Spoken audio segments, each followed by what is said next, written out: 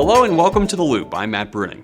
And I'm David Rose, the Who Knew Guru. Look, we got a lot to pack into this episode, so strap on your seatbelt and let's get after it. First, many of our ODOT crews spent the Christmas holiday, thank you so much, in a snowplow dealing with blizzard conditions. That's right. Blowing and drifting snow coupled with sub-zero temperatures proved to be quite the challenge. Salt was actually freezing in our trucks, and within minutes of our crews plowing stretches of the roadway, blowing snow would totally undo their efforts. Take a look at these whiteout conditions caught on a couple of our ODOT.com traffic cameras.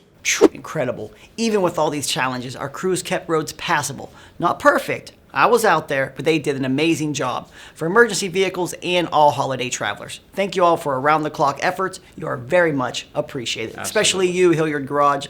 Glad I got to stop by and see you.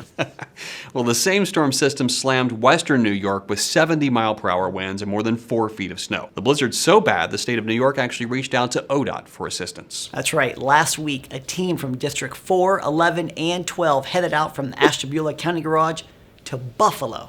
We've never done anything like this before, at least not in the 10 years that I've been here. So it could be interesting, to say the least. Could be fun, could be scary. I guess we'll see when we get out there. And boy, was it interesting. District 4 Public Information Officer Ray Marsh takes us along to Western New York.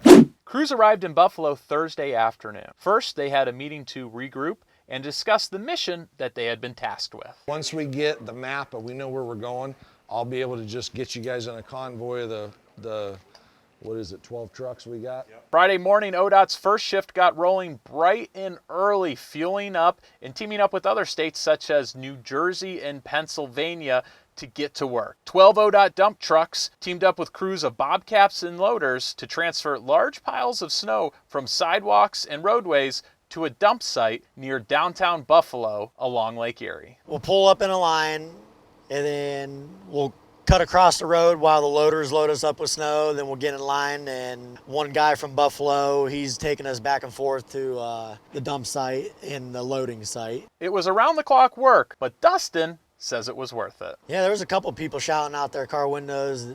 The state of Ohio's here, and they're telling us thank you, Ohio, and you know, it makes me feel great for them to recognize that.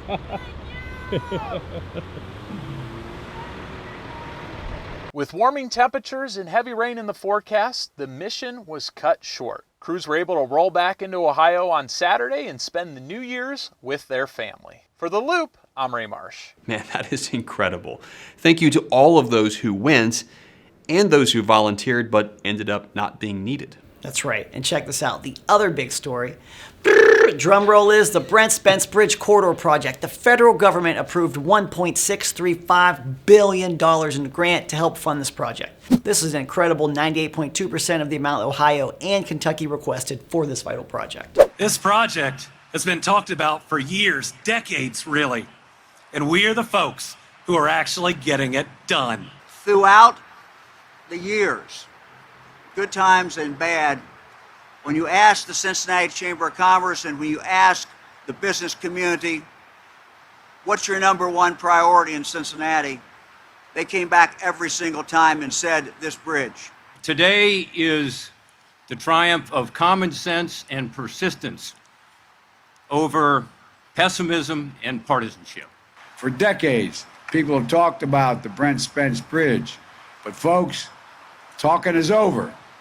The bipartisan infrastructure law, we're finally going to get it done. This portion is about 1/3, a little bit more than 1/3 of the project.